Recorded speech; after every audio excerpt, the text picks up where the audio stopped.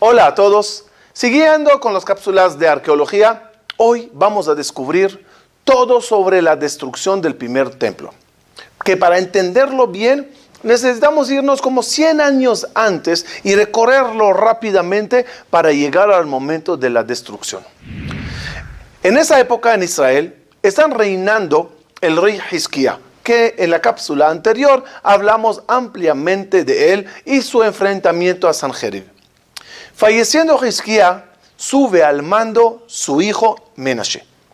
El rey Menashe toma el mando a los 12 años y reina durante 55 años.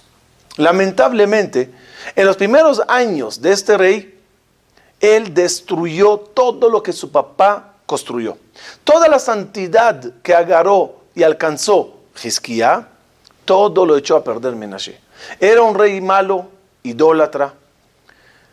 Entre sus cosas negativas y malas que este rey Menashe estaba haciendo, cuentan nuestros sabios que incluso asesinó a su abuelo, el profeta Ishaya. Hizquía se casó con la hija del profeta llamada Hefziba, pensando que entre el rey y descendiente de David Amelech y la esposa descendiente del profeta Ishaya lograrán educar bien a este hijo, pero no resultó. Y Menashe en un día se enfrenta a su abuelo y le dice: ¿tú por qué mientes? Moshe Rabenu dijo que no podrá ver, dijo Dios, a nadie y quedará vivo. Y tú profetizaste y vi a Dios sentado en su trono. Moshe Rabenu dijo en la Torah: llámenle a Dios cuando quieran, siempre está atento. Y tú dijiste: llámenle al Creador en los días que está cerca, refiriéndose a Rosh Hashanah y Kippur. Y así le empezó a cuestionar sus profecías. Aclaran nuestros sabios que el profeta Ishaya dijo: tengo que contestarle a este nieto, tengo para explicarle las cosas, pero sé que él igual me va a matar. Él va por mi cabeza y nada más está buscando pretextos. Y así pasó. Al final mató Menashe a su abuelo, el profeta Ishaya.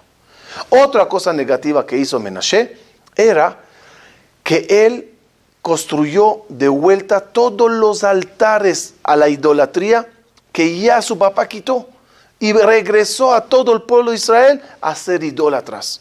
Incluso, ni más ni menos, se atrevió en el 17 de Tamuz entrar al Bet HaMikdash, desalojar los utensilios sagrados que había en el templo y poner ahí una estatua de 4 caras, explican nuestros sabios, para que el quien venga del lado que sea, siempre topará con una imagen de la idolatría de los países que vivían alrededor. Lo más grave que hizo el rey Menashe era la idolatría llamada el Molech, donde había una estatua hecha de cobre, ponía debajo brasas ardientes y cuando las manos de metal estaban a rojo vivo, agarraban los padres y sacrificaban los hijos poniéndolos sobre las manos del ídolo. Sacrificar a los hijos era una de las cosas más prohibidas que Akadosh Baruj Hu en la Torah repitió varias veces. Arur ma'avir bino bito ba'esh. No podrán sacrificar a los hijos. No existe. Ya aclaró Akadosh Baruj Hu en la Akedah de Yitzhak: no mandes la mano a tu hijo. Y hay comentaristas que explican que parte de todo lo que quiso alcanzar el Creador con la Akedah de Yitzhak, de explicarlo, no se hacen estas cosas. Vamos a ver el rey Menashe y su historia para entender cómo empezó la caída hacia la destrucción del primer templo. De todos los reyes de Yehudá, Menashe fue quien introdujo la idolatría en lo más profundo del reino de Yehudá. Con mucha crueldad, Menashe impuso el culto al Baal y Asera cananeos, la consulta a la astrología asiria y el culto para muchas estatuas e ídolos de la religión, como dice el versículo. רע בעיני אדוני כתועבות הגויים אשר הוריש אדוני מפני בני ישראל ויקם מזבחות לבעל ויעש אשרה כאשר עשה אחאב מלך ישראל וישתחו לכל צבא השמיים ויעבוד אותם. La epidemia de la idolatría se esparció rápidamente en muchos hogares en Yehudá y Jerusalén. El testimonio de esto es la enorme cantidad de pequeñas estatuillas encontradas en la ciudad de David. Pero el rito más cruel cometido por Menashe fue, sin lugar a dudas, la idolatría al Molech.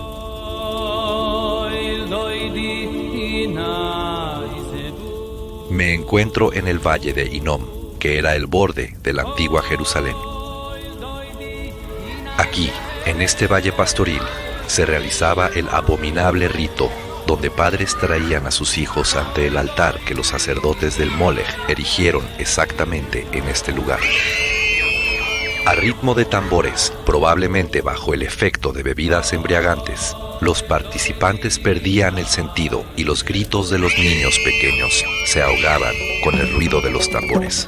Los padres se aproximaban ante la estatua del Molech, que estaba lleno de brasas ardientes, y ponían a sus bebés entre los brazos ardientes. Una prueba estremecedora que comprueba este terrible ritual se encontró en el asiento cananeo de Cartago, ubicado al norte de África. Ahí fueron encontradas miles de vasijas de esa época y dentro de ellas los restos calcinados de miles de niños, todos ellos sacrificados al Molech. La Torá prohíbe terminantemente el culto al Molech, nombrándolo abominación. Esta repugnante costumbre cananita va en contra de la santidad de la vida que enseña la Torá. No en balde la historia de Akeda Itzhak termina con la orden: no pongas tu mano sobre el muchacho y no le hagas nada. Este lugar, en el valle del Hinnom, es testimonio del bajo nivel al que descendió el pueblo de Israel. Al final de la época del primer templo, bajo este lugar, el profeta Irmiyahu reclama ardientemente contra este ritual. ובנו את במות הבעל לשרוף את בניהם באש, עולות לבעל, אשר לא ציוויתי ולא דיברתי ולא עלתה על ליבי.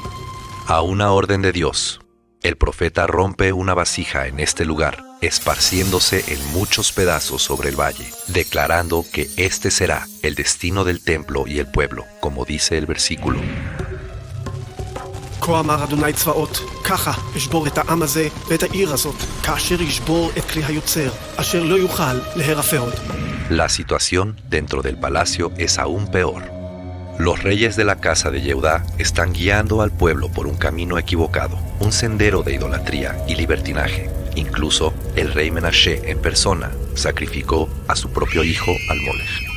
La Torá cuenta que después de 22 años en el cual estaba reinando el rey Menashe, Dios le mandó un sufrimiento para que se despierte. Y a mejor así para de ser tan malo. Y efectivamente llegó el rey de Asiria, agarró a Menashe, le llevó, le encarceló. Y ahí en Babel estaba el rey Menashe pidiendo y rezando a todos sus ídolos, a todos los que creó en ellos, a las estatuas que puso en el Bet HaMikdash. Y nadie respondió. Cuando ya no pudo más, se acordó del versículo en la Torá. Batzar leja, tzauja, kol atzarot haraot haele. Cuando tengas sufrimientos, ahí buscarás a Dios. Y a pesar de tu malvado comportamiento, Dios te va a escuchar. Dicen Jajamim que los malachim cerraron el rezo de Menashe para que no llegue al Creador. Dijeron los malachim, no se puede aceptar la teshuva de una persona así. Y Dios los dijo, yo tengo que dar el ejemplo. Incluso una persona que haga lo que hizo Menashe, también a él recibiré su teshuva. Y efectivamente a Kadosh Baruj Hu le perdonó y regresó a Jerusalén. En todos los escritos que tenemos, hay una polémica muy grande sobre la teshuva de Menashe, si fue recibida bien por Dios o no tanto. ¿Tiene Olam Haba o no tiene? La discusión está porque Menashe volvió en teshuva él. Pero al pueblo los dejó todavía siguiendo con la idolatría. Una teshuva de alguien que peca y hace pecar y después vuelve él en teshuva, pero todos los demás no. ¿Se vale o no? ¿Es teshuva completa o no tanto? Pero 55 años de reinado, esa era la realidad en Israel. Después del rey Menashe, llega una pequeña época del rey Amón y después el rey Yoshiau. El rey que regresó al pueblo de Israel a su gloria, a su época maravillosa. Todo empezó cuando él encuentra un Sefer Torah escrito por Moshe Rabenu, escondido en el Bet HaMikdash. El lugar donde se abre, el lugar donde está justo el Sefer abierto, es las maldiciones de aquel malvado rey que haga daño al pueblo y los desvíe del camino de Akadosh Baruj Hu.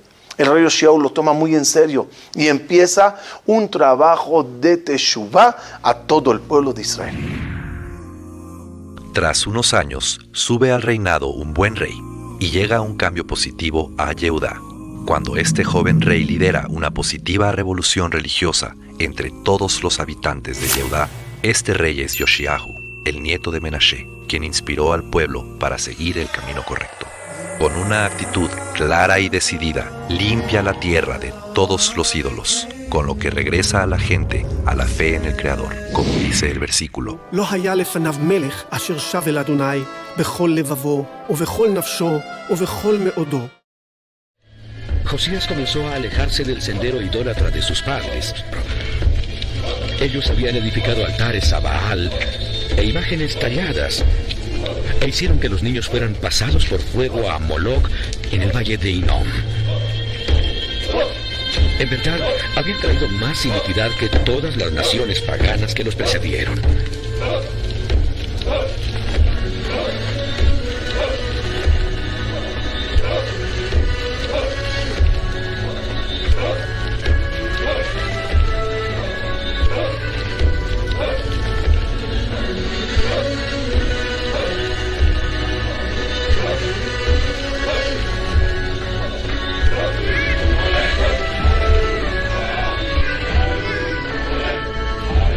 Josías, me decepcionas.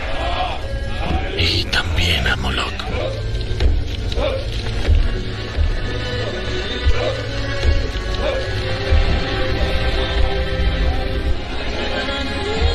Y los siervos del rey Amón conspiraron contra el rey y lo mataron en su casa.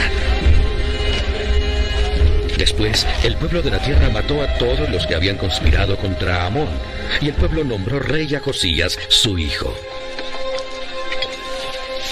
En el 18º año de su reinado, comenzó a restaurar el templo que sus padres habían destruido. Josías había heredado un pueblo inicuo y los registros de Moisés se habían perdido. Y Josías buscó la verdad del Dios de Israel y los purgó de los dioses falsos de Israel.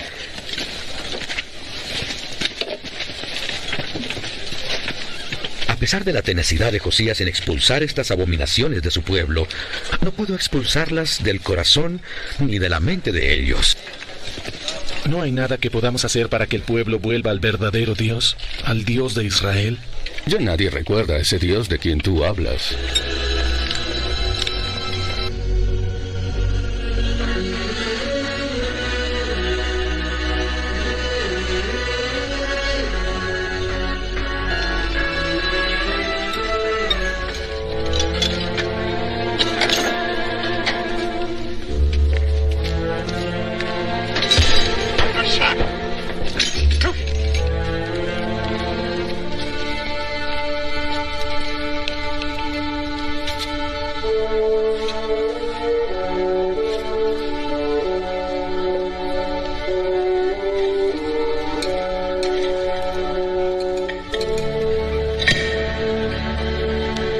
Su Majestad, el sumo sacerdote ha descubierto unos escritos en el templo y me los ha entregado.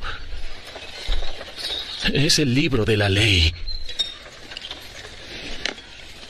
el que se dio a Moisés.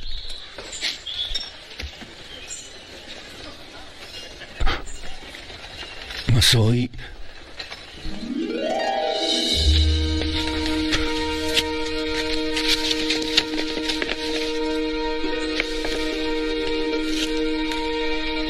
El Señor mi Dios ha escuchado mi oración.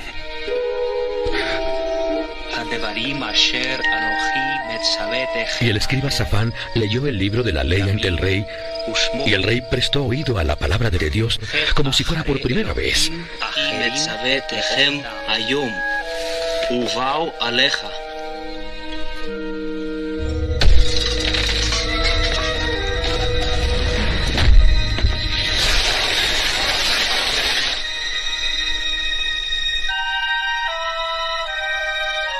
Entonces Entonces Josías temió que la ira de Dios se encendiera contra Israel.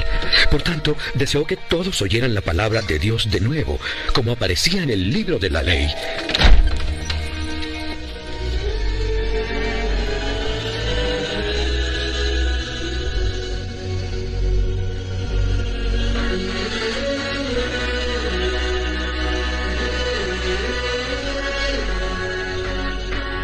Entonces Josías mandó reunir ante él a todos los ancianos de Judá y todos los moradores de Jerusalén, y leyó a oídos de ellos todas las palabras del libro del convenio. Yo y todos los de tu pueblo que está junto a mí, hacemos convenio este día que iremos en pos de ti, que guardaremos tus mandamientos y tus estatutos con todo el corazón y con toda el alma, y cumpliremos las palabras del convenio escritas en este libro.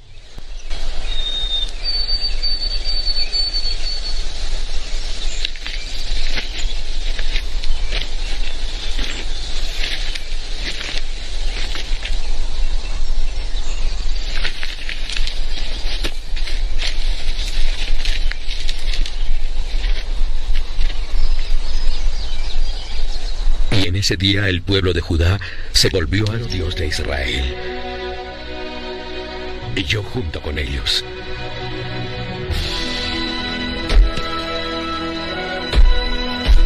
Y Josías expulsó todas las abominaciones de Israel, según lo indicaba el libro de la ley, y quemó todos los utensilios que habían sido hechos para Baal y para Moloc fuera de Jerusalén.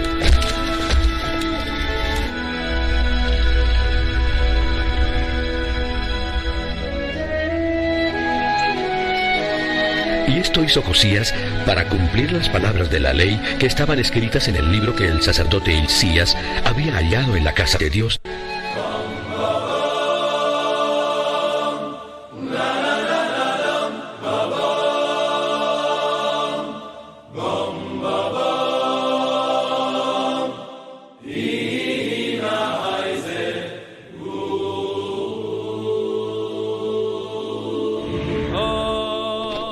Yoshiahu también convierte el Bet Amikdash en el único lugar donde rezarle a Dios y establece leyes de orden y ayuda al débil.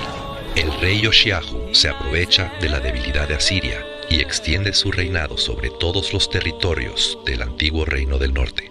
Su reinado se llena de esplendor, como en los días de David y Shlomo. Increíblemente, al igual que la arqueología de la época del rey Menashe descubrió muchísimas estatuas chicas en las casas de la gente, la arqueología de la época del rey Yoshiahu descubrió lo contrario. Miren qué increíble. En el año de 1979 se llevó a cabo una excavación arqueológica que nos abre una ventana para conocer mejor la época del reinado de Yoshiahu. En una cueva se halló una tumba familiar, donde el profesor Gaby Barkay realizó un hallazgo especial.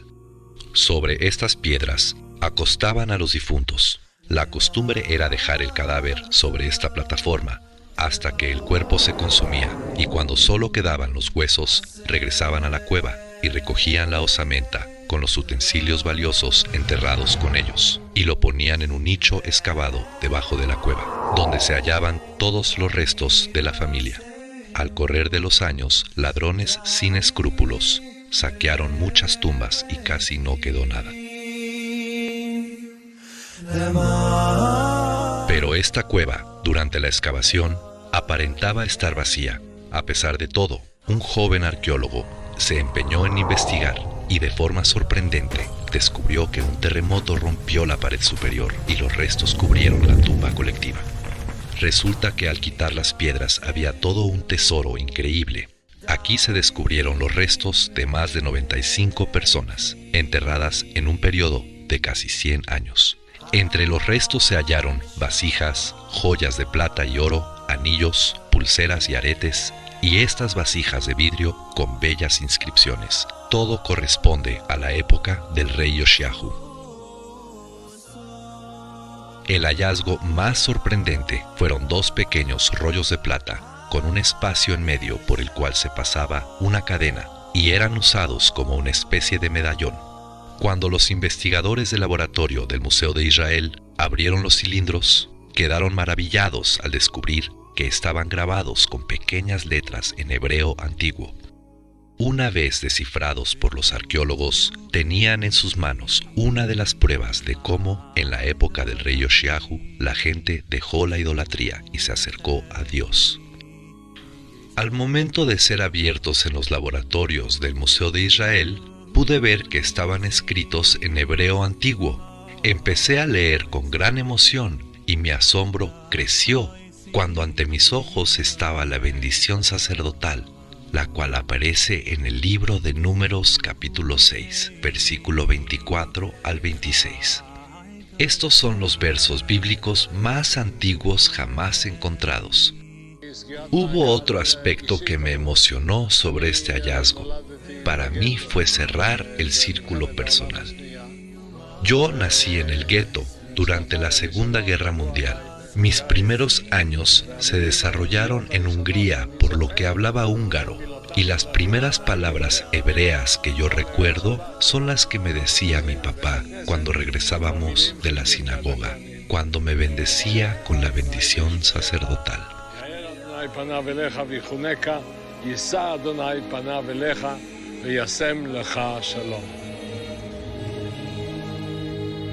Después de la época dorada con el rey Yoshiahu, él muere en una batalla contra Egipto, la cual dominaba la zona en ese entonces.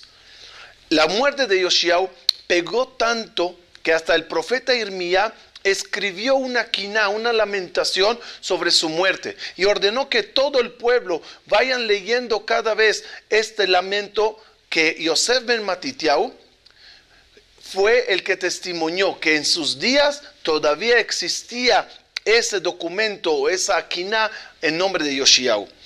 Después de él llegan y reinan sus hijos, Yoyakim, Yoyachin, reyes que no sirvieron como es debido al pueblo y a Dios. Hasta el último rey Tzidkía, pero iremos paso a paso. Yoyakim, él agarra el mando y empieza de nuevo a destruir todo Israel, regresar la idolatría. Él no lee correctamente el mapa, la situación política en Medio Oriente. Él entra en problemas con Egipto, con Babilonia, y no obedece al profeta Irmías, que le anda gritando y clamando: así no se maneja el gobierno, no te metas contra Babilonia, Nebuchadnezzar terminará castigándote, destruyendo la ciudad, y el rey no hace caso. En el año 609, antes de la era común, sufre el reinado de Yehudá una terrible desgracia. El rey Yoshiahu, que dirigió a la nación a una época de gran esplendor, tanto espiritual como económicamente, muere en el campo de batalla, luchando contra el imperio egipcio. El faraón impone en el trono a Yehoyakim, el hijo de Yoshiahu, una persona agresiva, corrupta y malvada. Yehoyakim reina sobre Yehudá con mano dura, se apropia del dinero del pueblo y construye un palacio lujoso, y acompañado de sus ministros lleva una vida de derroche y ostentación. Contra su malvado proceder se levanta Irmiyahu, quien con gran valentía se para al palacio real y reprocha la conducta del rey con duras palabras. Hay sobre aquel que construye su casa sin justicia y su conducta sin juicio. No tienes tus ojos y corazón, sino únicamente sobre lo saqueado, y derramas la sangre de gente inocente. Los ministros de este reinado corrupto y toda su corte se enojan con el profeta, golpeando su cuerpo y afligiendo su espíritu, tratando de obtener su silencio. Cuando el profeta se niega a callar, es encarcelado.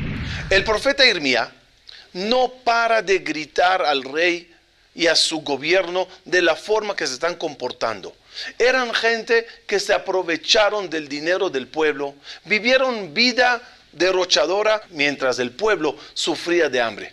Increíblemente, se encontró el lugar en Israel donde vivía el rey Jehoiakim y todos sus ministros.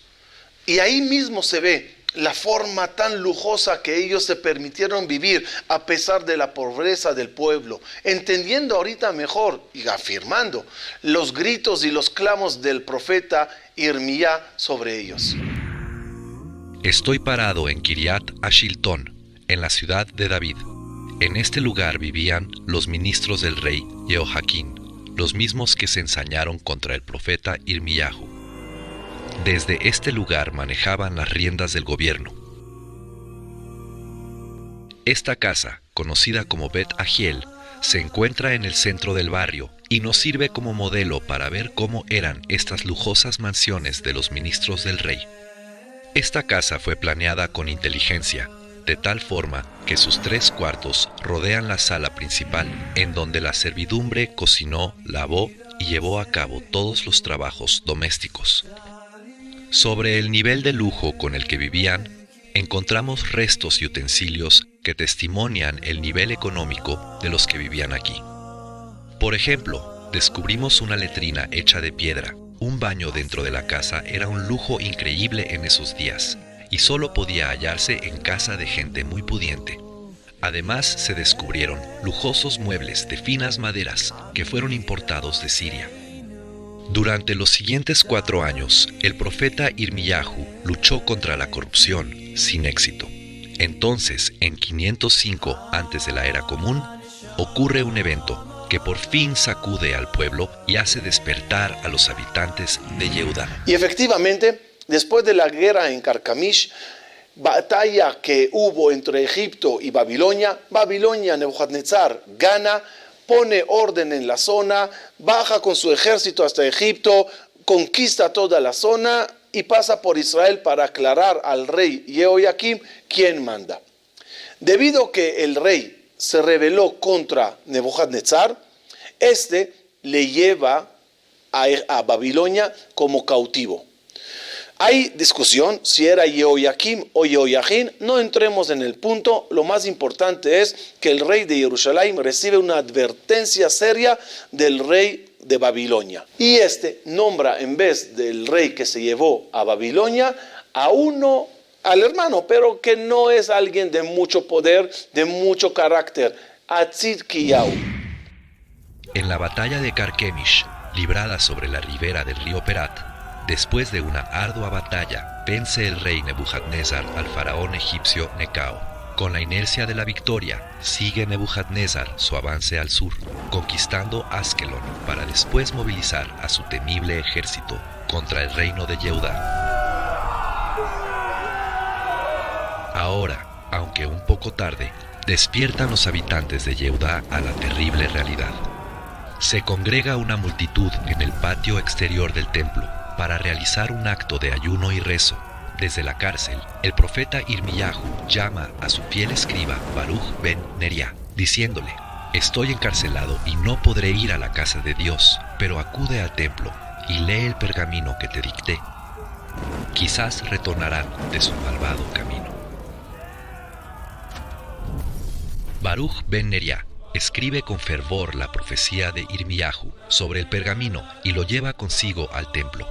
Entra en los aposentos de Gemariahu ben Shafán y desde la terraza personal de ben Shafán y en nombre del profeta lee a la multitud el pergamino. El pueblo escucha en silencio absoluto y por un instante parece que asimila el reproche. Al final, cuando descansa en su palacio invernal, le llega al rey la advertencia del profeta. Tras escuchar las advertencias, el rey se llena de furia y con toda la rabia que lo embarga, rompe el pergamino y lo arroja a las llamas, como dice el versículo. קרוא יהודי 3 דלתות ו4 יקראיה בתער הסופר והשלך אל האש אשר אל האח עד תום כל המגילה על האש. Ese acto fue el que causó el incendio de toda la ciudad de Jerusalén. Todos esos nombres que trae la Torá, todos esos datos fueron burla durante años. No existió, son cuentecitos. Son nombres que inventó el escriba del Tanaj en una época posterior a todo lo que ocurrió.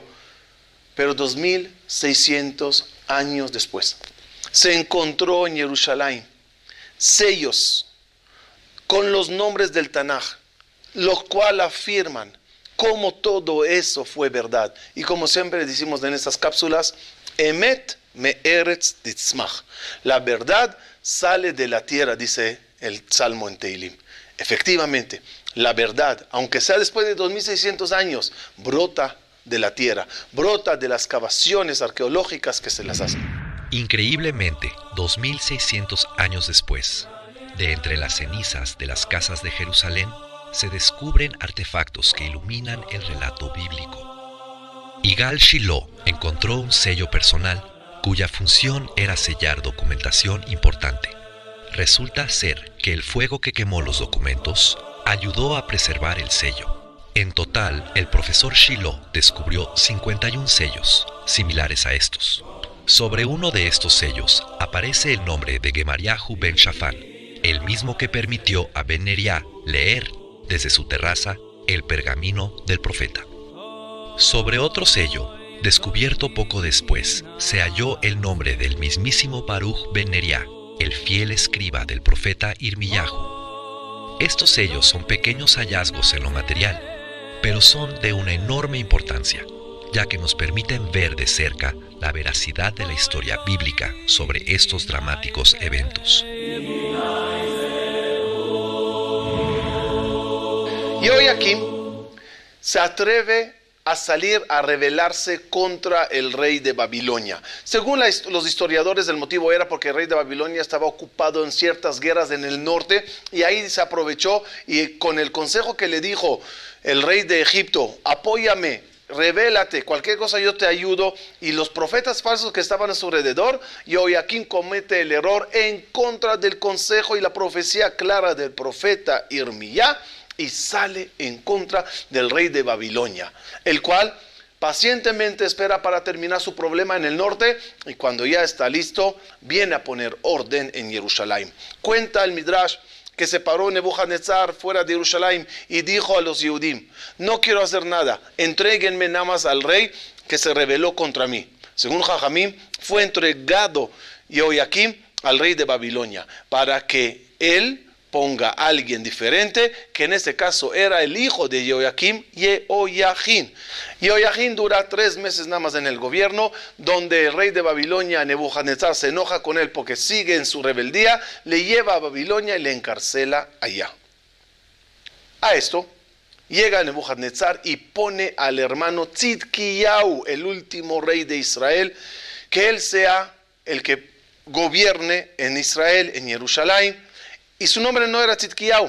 Dice Jajamín, le cambió Nebuchadnezzar el nombre a Tzidkiyahu solamente porque le hizo jurar que le obedezca, que no se rebele contra él, y si no, Hashem yatzdika ala betadin, Dios mismo te castigará.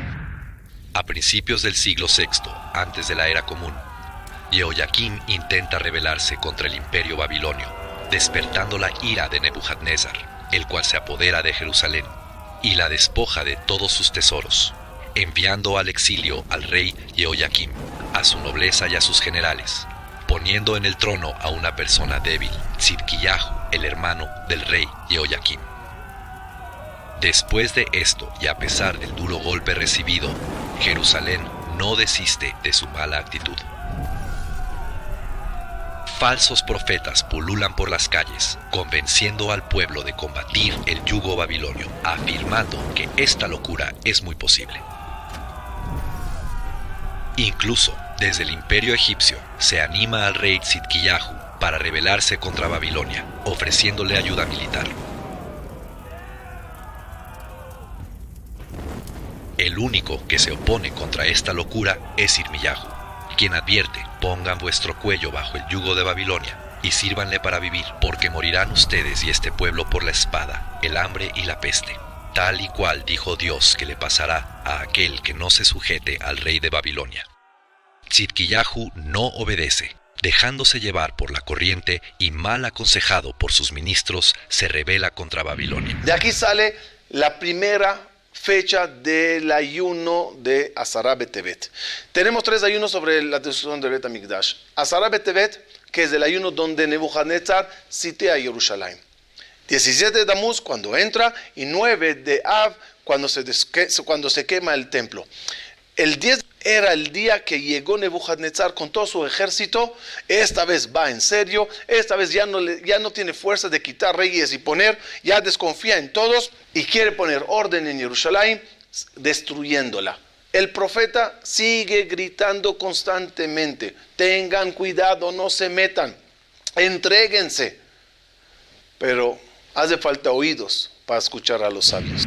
Tal y como lo advirtió Irmiyahu, el 10 de Tevet de 588 antes de la era común, Nebuchadnezzar, al mando de un enorme y bien disciplinado ejército, sitia Jerusalén. Entonces ocurre un cambio dramático. El ejército egipcio llega a Jerusalén, tal y como se comprometió. Logra levantar el sitio babilonio sobre Jerusalén. Los habitantes de la ciudad salen a las calles, bailando y gritando: «Jerusalén se salvó». Solo Irmiyahu sigue molesto. Él sabe que esto es momentáneo y dice: «He aquí que el ejército de Faraón regresó a su tierra y pronto regresarán los babilonios y guerrearán contra esta ciudad, la conquistarán y la quemarán».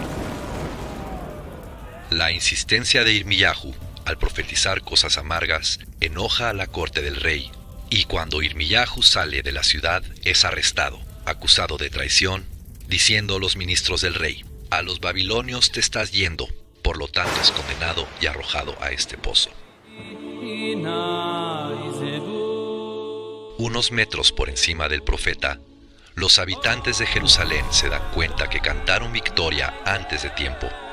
El ejército babilonio está de regreso, sitiando la ciudad con miles de soldados. En este momento entienden que el profeta tiene la razón. Jerusalén está a punto de ser destruida. Irmiyahu está dolido y destrozado. Él entiende que el gobierno está sordo a sus llamados y que no podrá evitar la destrucción.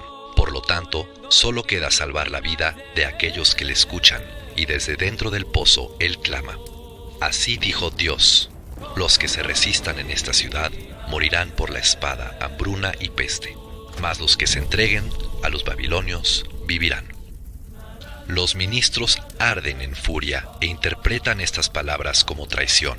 Los ministros llamados Yehohal ben Shlamiyahu y Gedaliahu hu ben Pashur y otros ministros se congregan justo aquí y piden fervorosamente al rey que Irmiyahu sea ejecutado. Como dice el versículo: «Mata por favor a este hombre, porque debilita a nuestros soldados y la moral de todo el pueblo».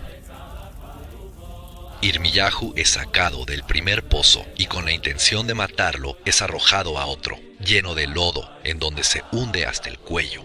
En el último instante, un sirviente del rey lo salva, sacándolo del pozo. La vida del profeta Irmiyahu es salvada, pero seguirá encarcelado en Hatzar Amatara, frustrado y dolido hasta el final de la guerra. Su esfuerzo para cambiar el destino de la ciudad no tiene éxito. Jerusalén queda rodeada de enemigos y hundida en el fango. 2600 años después, se encontró en Jerusalén sellos con los nombres del Tanaj, los cuales afirman cómo todo eso fue verdad. Estábamos en la excavación, empezando otro día más de trabajo. Yo estaba parado exactamente aquí y empecé a excavar. De repente, como a medio metro de mí, vi un artefacto pequeño y redondo. Me acerqué y vi un pedazo pequeño de cerámica. Lo levanté con cuidado y lo puse en la palma de mi mano. Inmediatamente me di cuenta que tenía inscrito letras en hebreo antiguo. 3 de ellas fueron claras: Shin, Lamed y Mem. Cuando la pieza fue limpiada, nos dimos cuenta que decía Yehohal ben Shlamiyahu, uno de los ministros del rey Tzidkiyahu, el mismo que pidió la muerte del profeta Irmiyahu.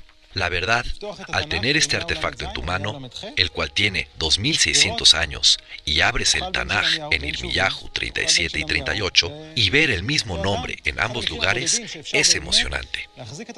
Es impresionante tener la Torá en una mano y un hallazgo en la otra, y ver cómo encajan. Es una experiencia hermosa e impresionante. Lamentablemente, la hora de la destrucción llegó. Después de muchos años de paciencia de parte del Creador, donde esperaba que las cosas ya cambien, que la gente mejoren, llegó la hora de la destrucción. Momentos difíciles, fechas terribles como el 10 de Tevet, el 7 de Tamuz, 17 de Tamuz, 9 de Av, 10 de Av, 7 de Av, eran épocas y fechas, dependiendo del primer templo y segundo, que fueron épocas de Ben Hametzarim, donde se destruyó el templo, Jerusalén, y el exilio sacó a todos para afuera. La profecía de Irmiyahu lamentablemente se cumple, y Nebuchadnezzar, lleno de ardiente furia, le dará a Jerusalén una lección que nunca olvidará. El 10 de Tevet, conmemorado por nosotros como día de ayuno, pone sitio a la ciudad santa. Estoy parado en la muralla noreste de la ciudad. Esta torre, conocida como la Torre Israelita, fue descubierta por el profesor Nachman Avigad en 1970. Desde el parapeto de esta torre, las aterradas tropas del rey Tzidkiyahu veían las hordas de soldados babilonios, caballería, arqueros y la infantería, todos perfectamente alineados contra las murallas. Desde aquí vieron al cuerpo de ingenieros del ejército babilonio sitiar a la ciudad con una muralla. Ahora el horror llega a su máximo cuando los arietes se acercan a la muralla y empiezan a golpearla. El ruido estremece los oídos y la tierra empieza a temblar. En cualquier momento, la muralla caerá y la ciudad estará perdida. En pleno problema, el rey Tzidkiyahu se escapa de Jerusalén, dejando a todos allá, enfrentando a Nebuchadnezzar. En un túnel secreto que ya tenía preparado de antemano, que iba desde Jerusalén al desierto de Jericó, se escapa por allá Tzidkiyahu. Pero del Creador nadie se escapa. Y ahí, justamente a punto de salir de la cueva, un venado que estaba ambulando por allá, a Kadosh Baruj Hu le manda que se meta a la cueva. ¿Y quién está persiguiendo al venado para comerle sabrosamente? El ejército de Nebuchadnezzar. El rey Tzidkiyahu viene a salir de la cueva y todo el ejército de Babilonia está ahí atrapándole. En ese momento es llevado el rey Tzidkiyahu con sus hijos a una comisaría que tenía el rey de Babilonia en la zona, y ahí se le juzga. Le dice el rey Nebuchadnezzar a Tzidkiyahu: ¿cómo quieres que te juzgue? ¿En base a tu Torah o en base a la mía? En base a tu Torah, tú me jurates en nombre de Dios que no te rebelarás contra mí. Fallates, te mereces la pena de muerte. Según mis leyes, te rebelates contra mí, hay que matarte. Le dijo el rey Tzidkiyahu: júzgame como quieras, pero te pido nada más un favor. Mátame antes de mis hijos. No quiero verte cómo los matas. Los hijos le dicen a Nebuchadnezzar: al revés, mátanos a nosotros, no queremos ver cómo matas a mi papá, el rey Tzidkiyahu. Dijo Nebuchadnezzar: cumpliré el deseo de los dos. Le saca los ojos al rey Tzidkiyahu para que no vea, mata a los hijos de él, delante de él, con los clamores y los gritos de ellos, y después mata al rey Tzidkiyahu. Justo en ese momento, el rey Tzidkiyahu abandona el campo de batalla y trata de escapar por la noche, huyendo por el portón sur rumbo al río Kidrón, y de ahí tratará de alcanzar el desierto. Se encuentra situada en la ciudad vieja de Jerusalén, concretamente al este de la puerta de Damasco, y tiene una profundidad de 300 metros bajo la parte norte de la muralla que rodea la ciudad vieja. Dice el Tanaj que Tzidkiyahu, el último rey bíblico de Jerusalén, fue vencido por los babilonios.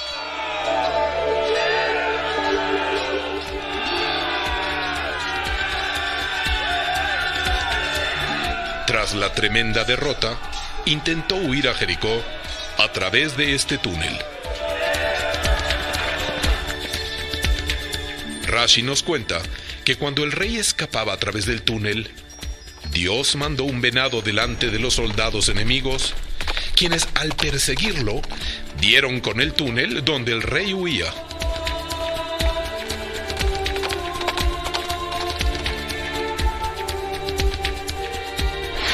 Tras ser capturado, fue llevado ante el rey babilonio Nebuchadnezzar. Este degolló a sus hijos delante suyo y acto seguido le arrancó los ojos. Hoy Hoy en día, la salida del túnel rumbo a Jericó se encuentra bloqueada por un derrumbe de piedras. Es increíble ver cómo 2600 años después, los arqueólogos encuentran en las excavaciones casas quemadas de la época de la destrucción del primer templo, donde las cenizas todavía están. A pesar de sus esfuerzos, los cansados y hambrientos soldados judíos no logran detener el impetuoso y bien organizado ataque babilonio. En el 9 de Tamuz del 586 antes de la era común, después de un sitio de más de año y medio de duración, la muralla norte cae y el ejército babilonio entra con un gran tumulto a la ciudad. Los soldados babilonios masacran a los habitantes de la ciudad, destruyendo todo a su paso. Los gritos de los heridos, niños y ancianos se oyen por todos lados, pero el golpe más duro de todos lo recibirá Jerusalén después de un mes. Mientras tanto, el ejército babilonio incrementa el ataque sobre la puerta norte y justamente aquí, al lado de esta torre, junto a la muralla, se lleva a cabo una batalla encarnizada. Para cubrir el avance de la infantería, los arqueros babilonios mandan miles de flechas contra la ciudad. Los defensores devuelven el fuego con toda su fuerza. Dentro de la capa de escombros y cenizas, el profesor Nachman Avigad encontró estas cabezas de flechas, disparadas por los arqueros babilonios, y no lejos de ahí, se encontraron puntas de flechas disparadas por los arqueros del rey Tzidkiyahu, intentando en vano detener el avance enemigo.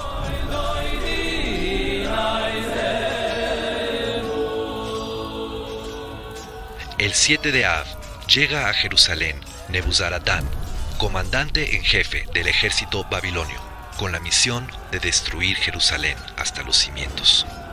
Como dice el versículo, en el 5.º mes, en el 7º día, siendo el año 19 del reinado de Nebuchadnezzar, rey de Babilonia, llegó Nebuzaradán, comandante en jefe, sirviente del rey de Babilonia, a Jerusalén, y quemó la casa de Dios, y el palacio del rey, y las casas de Jerusalén, y cada casa grande incendió. Aquí, en la ciudad de David, entre las casas que fueron derrumbadas por el terrible incendio, el renombrado arqueólogo Yigal Shiloh descubrió una gruesa capa de ceniza negra, la cual provenía de la quemazón de Jerusalén. Con gran emoción fueron desenterrados los restos de varias casas de hace 2600 años. Entre los escombros fueron hallados utensilios domésticos, sellos, todo cubierto de ceniza.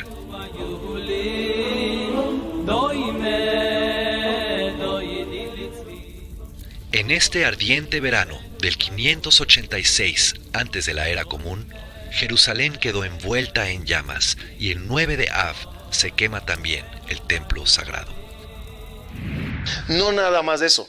La destrucción del Bet HaMikdash y las piedras caídas hasta ahora, hasta hoy, las pueden ver allá al borde del Kotel. Nebuchadnezzar termina la destrucción con un acto que le garantizó que Jerusalén nunca volviera a rebelarse contra su poder. Destruyó por completo las murallas, llevando la destrucción hasta sus cimientos.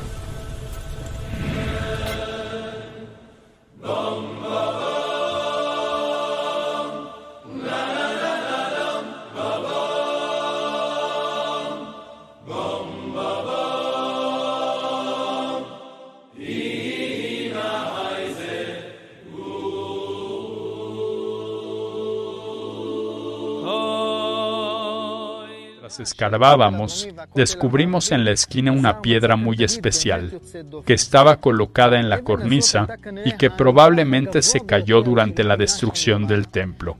En la parte interior de esta piedra encontramos los restos de una tarima diseñada para sostener una persona. ¿Quién era esta persona y cuál era su oficio? La inscripción en la piedra lo aclara: un lugar para sonar la trompeta y anunciar. Lo más probable es que aquí se paraba el Cohen y anunciaba el momento cuando entraba el Shabbat.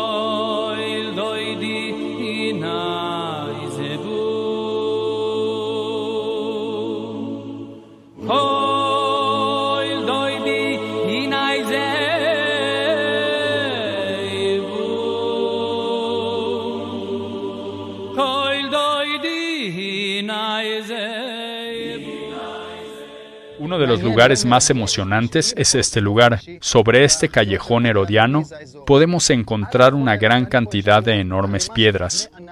Estas piedras son el testimonio de la destrucción del templo. Y en ese verano amargo del 70 de la era común, en Tisha B'Av, los romanos destruyeron todo y tiraron estas piedras desde lo más alto del templo hasta este lugar. Prácticamente están viendo la destrucción. Esta es la ceniza de nuestro templo. Es increíble cada vez que se puede excavar en Jerusalén. Entiendan, no es fácil. Ya fueron construidos casas y épocas y reinados y destrucciones una encima de otra. Y de repente encontrar un lugar donde se puede escarbar no es fácil. Pero en un Genión Givati, en el estacionamiento llamado Givati, donde estacionaban los autobuses que llegaban a Jerusalén durante muchos años, ahí quitaron el estacionamiento y empezaron a buscar. Fíjense lo que se encontró en ese lugar. Casas caídas, rotas. Cenizas, monedas de oro, sellos y huellas, utensilios, todo eso de la época del Bet HaMikdash. La destrucción no era un cuento chino, la destrucción fue real, ocurrió en Jerusalén, en Tisha B'Av, y todas las pruebas que se van encontrando cada vez más afirman, confirman que todo lo que estamos haciendo en Tisha B'Av, en 17 Tammuz, en 10 de Tevet, es verdad, es real, es lamentable. חניון גבעתי שימש כחניון אוטובוסים במשך שנים ארוכות, עד שבשנת 2007 נערכו חפירות והתגלה אולם שלם מתחת לחניון האוטובוסים. במקום הזה שמהווה היום חלק מאתר עיר דוד, התגוררו תושבי ירושלים במשך אלפי שנים, וכאן חנו עולי הרגל שהגיעו לבית המקדש עד לחורבנו. ההרס הגדול בזמן חורבן בית המקדש השאיר את חותמו בצורה ייחודית. שכבות חורבן ושריפה נראות היטב בממצא הארכיאולוגי. האמת היא, אני אפילו יכול בו, תלווה אותי ותסתכל עליהם ביחד.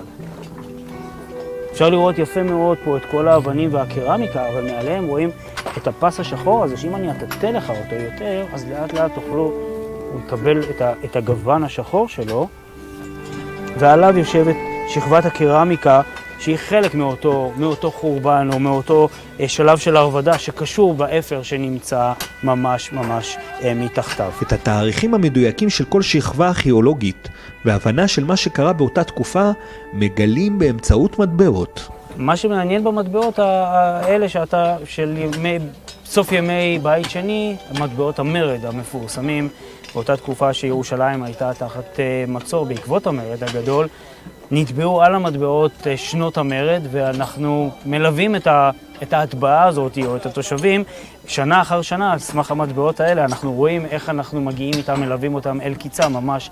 ביניהם מטמון של מטבעות זהב, הגיל זהב בין 2000 שנה ועוד. Desde entonces, el 9 de Av es un día de luto para todo el pueblo de Israel.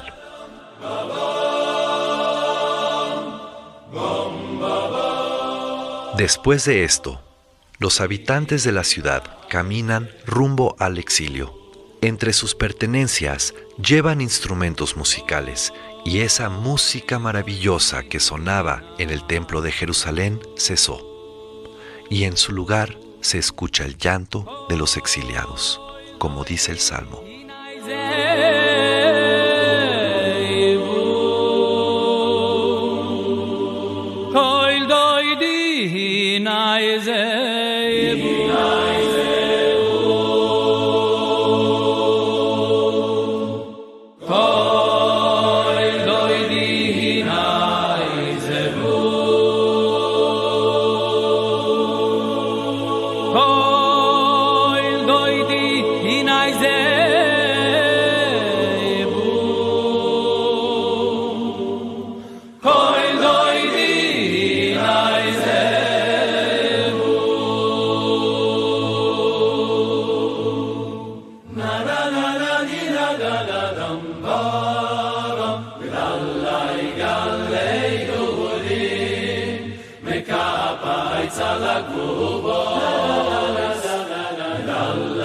Galeinu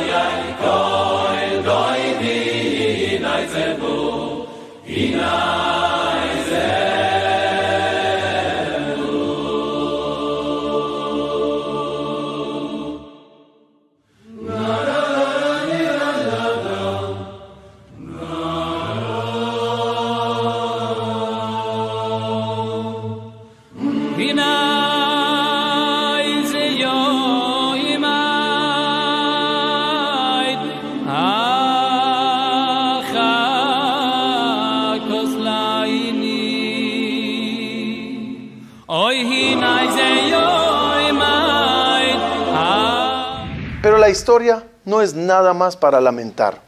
La historia es para aprender y no caer en lo mismo. Y al revés, después de la destrucción, hay que empezar a construirnos y a construir Jerusalén. La Geulá, con favor de Dios, estará pronto. Pero no nos olvidemos de lo que ocurrió. No dudemos de lo que ocurrió. No dudemos de los textos y los versículos y los midrashim y las gemarot. Jajamim nos escribieron siempre la verdad.